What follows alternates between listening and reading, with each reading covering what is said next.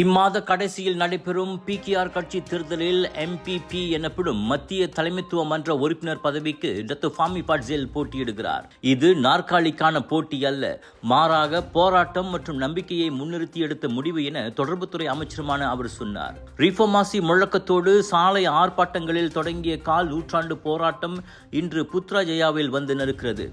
அனைத்து மலேசியர்களுக்கும் மேலும் நியாயமான மற்றும் வெளிப்படையான ஆட்சி முறையை வழங்குவதே நமது நோக்கம். பிகேஆர் வெறும் அரசியல் கட்சி அல்ல, மக்களின் போராட்டத்திற்கான களமாகும்.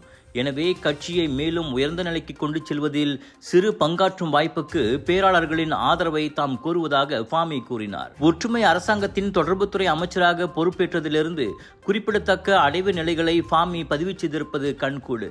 நாட்டின் 5G இணைய சேவையின் வேகத்தை உலகத்தரத்திற்கு கொண்டு சென்றது. வரலாற்றில் முதன்முறையாக மலேசிய ஊடக மன்றத்தை அமைத்து நீண்ட நாள் கனவை நனவாக்கியது. இணையம் அனைவருக்கும் பாதுகாப்பாக இருப்பதை உறுதி செய்ய சமூக ஊடக நிறுவனங்களுக்கு உரிமத்தை கட்டாயமாக்கியது உள்ளிட்டவையும் அவற்றில் அடங்கும்.